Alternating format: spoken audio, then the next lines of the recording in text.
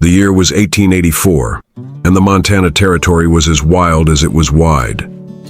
Out near the edge of nowhere, tucked between red-blushed hills and fading fence lines, sat a piece of land called Ember Ridge. It wasn't the biggest ranch, or the best, but to two sisters, it was everything. Willa Alderwood, the elder, had hands tougher than leather, and a heart built from stone and sorrow. Since their father died, she'd been running Ember Ridge alone. Just her sister, and land that asked more than it gave. "We don't need help," she'd always said. "We just need more daylight." But even daylight was starting to run out. Josie, younger, brighter, fought the land with the same grit, but carried a different kind of burden. She was the dreamer, the laugher. But even her light dimmed when debts piled up and the roof sagged lower each storm. "We can't patch forever, Willa," she said one evening. "We're running out of rope and luck." They sold the wagon, then the silver. They stopped hiring hands 2 seasons ago. The herd had thinned and their backs had bent. But still, they stayed. "You thinking what I'm thinking?" Josie asked one night, her fingers tracing a folded newspaper. "I doubt it," Willa muttered. "We could send letters." Willa looked up, brow raised. "Western men seek marriage and honest work. Capable, discreet, ready to travel. Letters welcome." "Mail order husbands," Josie said, half laughing, half praying. "You can't be serious." "We need help," she said. "Strong hands, reliable ones, and maybe someone who'd stay. Some choices are made in love, others in desperation." But on Ember Ridge, the lines had begun to blur, and so 2 women with more dust than dreams left in their boots picked up pens. Not for fairy tales, not for rescue, but for a chance to hold on to the land that had raised them. A letter can carry more than words. Sometimes it carries the last hope of a family or a future. And so, the sisters wrote. Josie sat at the kitchen table, ink smudged on her fingers, a fire down to embers. "Dear stranger," she began, "this land is rough. We don't offer much but work, weather, and loyalty. If you can handle all 3, maybe we'll have something worth sharing." Her handwriting was graceful but unsure, like her heart hadn't decided if this was brave or foolish. Willa had written nothing. She stared out the window at the empty yard, the broken gate still hanging loose. Finally, she sat, picked up the pen, and began, without flourish. "I own a ranch. It needs work. You'll get food, a roof, and the truth. That's more than some can promise." She paused, then added, almost reluctantly, "And I won't ask for more than I'd give myself." They rode into town without speaking much. The wind was biting, the streets half frozen. The postmaster didn't ask questions, just stamped the envelopes, then offered a rare nod. "You gals sure about this?" he asked. "No," Josie said honestly, "but we're out of other options." The days crawled by. Willa rebuilt the water trough. Josie stitched the last of their winter coats. Meals grew simpler, the sky grayer. Every few days, one of them made the ride into town, hoping something might be waiting at the post office. And each evening, they sat by the fire, wondering if hope had a return address. Then, just after the first snow, they found 2 letters tucked behind the counter, waiting like answers to questions they'd barely dared to ask. One bore strong, blocky handwriting. The other curved like a story waiting to be told. They didn't open them right away. They just stood on the porch, holding the envelopes like they might bite. Some letters change lives. These would shape more than just the season. Because buried in ink, under every line and signature, was one shared promise. Someone was coming. And then, the train came.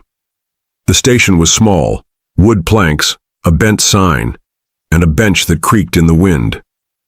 But when that train hissed to a stop, the sisters stood straight, shoulders squared, hearts holding still. Two men stepped off, one quiet, one smiling. The first was Colt. He moved like a man used to carrying weight and keeping quiet about it.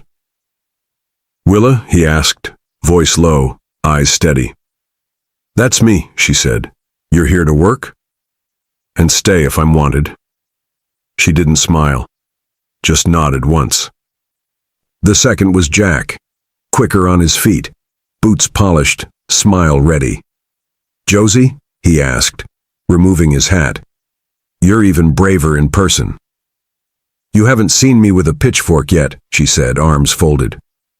"I look forward to it," Jack replied, a bit too smooth. Josie didn't laugh, but her eyes flicked toward his boots. Too clean. There was no celebration, just 2 extra plates at the table, 2 beds made, 2 pairs of eyes watching every move. They weren't looking for husbands. They were looking for help that would stay. And trust. That would take more than a handshake. Colt started with the west fence. No questions. No instructions needed. "You've done this before," Willa observed. "Most fences don't care who built them, just whether they hold," he said. She didn't answer, but she handed him another post. Jack tried to unfreeze the water trough, slipping more than once. "You want help?" Josie asked. "That obvious?" he replied, hands red from cold. "Just wondering if you've ever worked outdoors before." "I've worked, just not like this." "Then you'd better learn fast." First impressions weren't bad, but they weren't magic either, and that was just fine. Ember Ridge didn't need magic. It needed men who meant what they said, and women strong enough to wait and see if they did. 2 weeks passed, and the rhythm of life on Ember Ridge began to shift. Colt worked without complaint. Jack tried hard, laughed loud, and slipped often. But for all their effort, something stayed beneath the surface. Willa was sorting tools when a slip of paper fell from Colt's saddlebag, an old military dispatch folded tight and stained with sweat. She didn't open it at first, but something in her chest told her the truth was long overdue.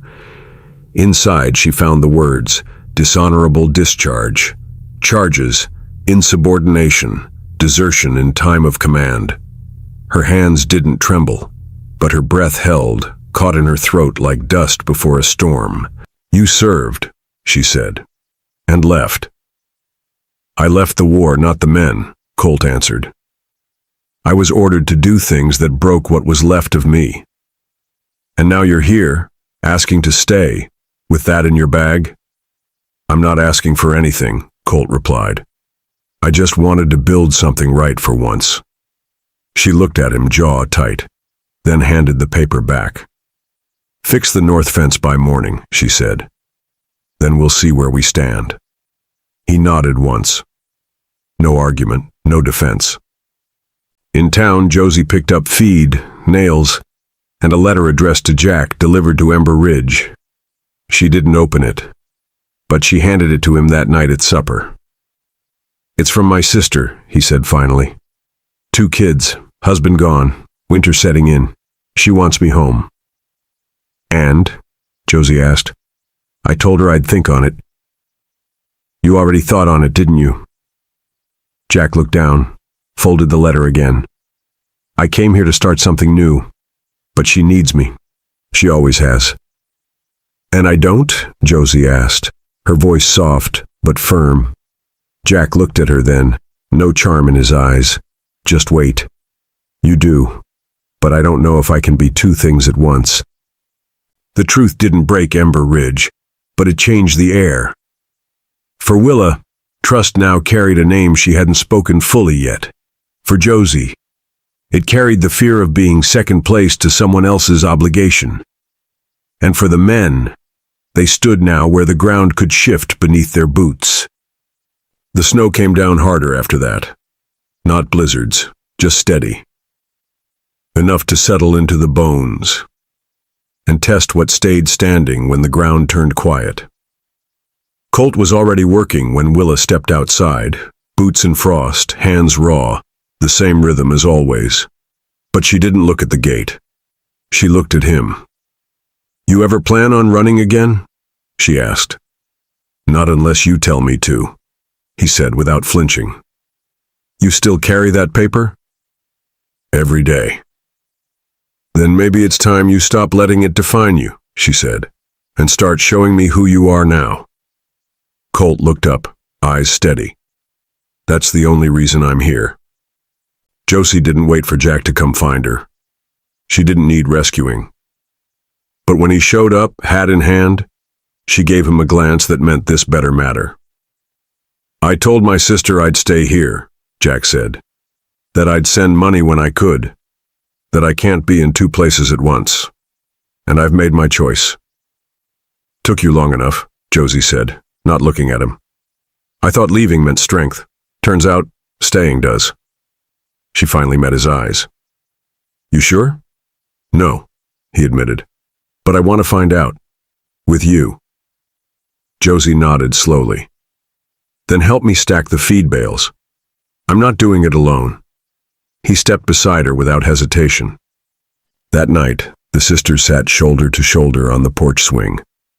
No music, no words for a while. "You still think we were foolish?" Josie asked quietly. "I think we were desperate," Willa answered, "and brave. Sometimes those come together. Do you think they'll stay?" Willa glanced toward the barn. The lantern still burned inside. Two shadows moved, neither in a hurry to leave. "I think they're starting to understand what it means to stay. Trust takes time. Forgiveness, longer. But some fences aren't mended with nails alone. Sometimes it takes showing up day after day, until the land, and the hearts on it, believe you mean to stay." Winter held Ember Ridge fast, blanketing the land in heavy white. But somehow, life pressed on, steadier than before.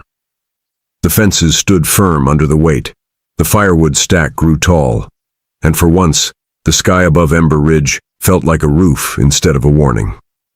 Colt walked beside Willa, not ahead, not behind. "You ever feel like you belong somewhere?" he asked. "Not often," she said. "But lately I forget to wonder." They stopped near the edge of the ridge. "You still carrying that paper?" she asked. "No," he said.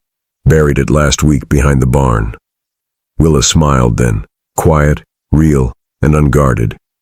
Jack didn't burn the biscuits. Josie only teased him once. "You still looking for reasons to stay?" she asked. "No," he replied.